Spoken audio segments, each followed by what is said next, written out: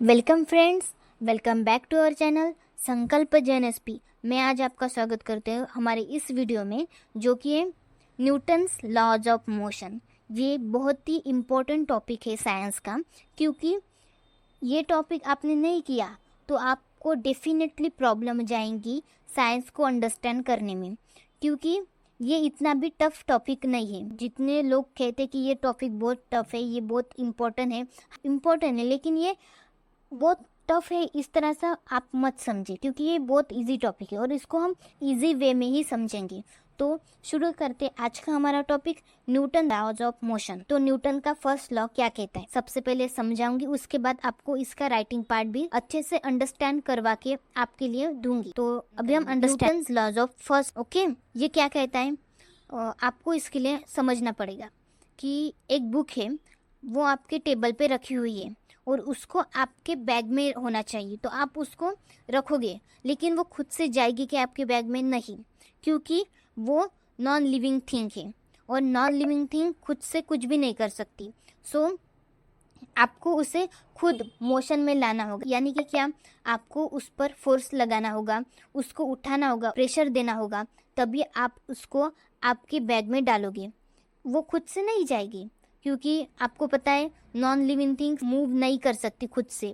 आपको उसे मोशन में लाना होगा, यानी कोई मूव करने वाली चीज़ हो तो उसको आपको स्टॉप करना होगा, क्योंकि अगर कोई चीज़ तेज़ी से मूव कर रही है तो वो एकदम से स्टॉप नहीं होगी।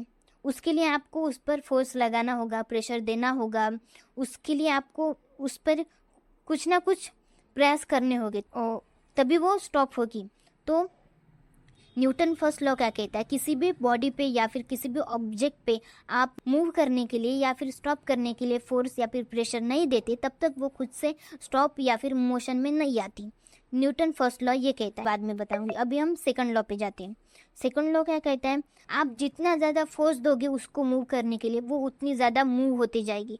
आप जितनी जल्दी उस पर और जितना ज़्यादा फोर्स दोगे उतनी जल्दी वो स्टॉप होगी। तो न्यूटन सेकंड लॉ क्या कहता है कि जब जितना आप उस बॉडी पे, उस ऑब्जेक्ट पे फोर्स लगाओगे स्टॉप करने के लिए या फिर मूव करने के लिए, वो उतनी जल्दी स्टॉप होती है या फिर उतनी जल्दी मूव करती है, उतनी तेज़ी से मूव करती है। ओके, तो न्यूटन थर्ड लॉ क्या कहते हैं, आप जिस पर रिएक्शन देते हो उसका अपोजिट रिएक्शन आपको मिलता है। यानी कि कैसे, अगर आपने आपके भाई को बोला कि जाओ मेरे लिए मार्केट से कुछ सामान लेके आओ, तो वो लेके आएगा, लेकिन जब तक आप उसको बोलोगे नहीं कि भाई मेरे लिए मार्केट से सामान लाओ, तब तक वो खुद से सामान नहीं लेके आएगा, क्योंकि वो आपकी अंतरात्मा तो नहीं है कि आपके बारे में सब कुछ उसे पता हो। जब तक आप उसे बताओगे नहीं तब तक वो खुद से नहीं सोच पाएगा। तो न्यूटन का थर्ड लॉ ये कहता है। तो लिखने अभी हम इस फाइनल रिकैप कर लेते हैं। फर्स्ट लॉ क्या कहता है, बॉडी पे या फिर ऑब्जेक्ट पे मूव करने के लिए या फिर स्टॉप करने के लिए फोर्स नहीं लगाते तब तक वो खुद से स्टॉप नहीं होगी।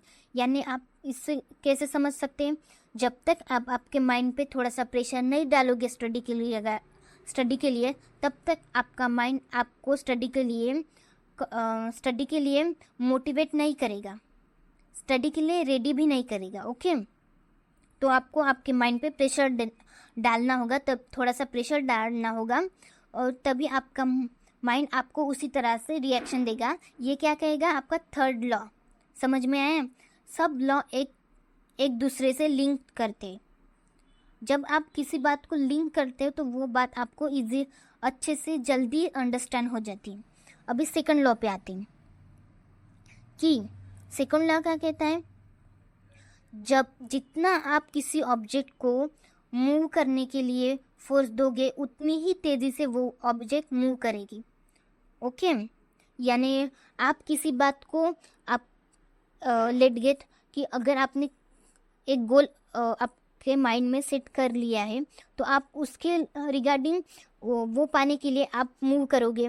जितना जल्दी आप, जितना इफेक्टिवली, जितना स्मार्ट, जितना हार्ड वर्क उस गोल को अचीव करने के लिए करोगे, उतनी जल्दी आपको वो गोल मिल जाता है।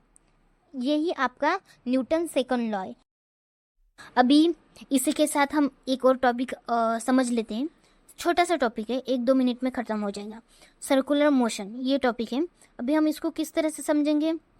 अगर सपोज एक झूला है, उस पर आप झूल रहे हो और उसकी स्पीड जो है कांस्टेंट है, उसकी स्पीड ना चेंज हो रही है, ना कम हो रही है, ना ज़्यादा हो रही है, और वो सर्कुलर पाथ में मूव कर रही है, तो उसको क्या करेंगे हम, उस मोशन को क्या कहेंगे, सर्कुलर मोशन।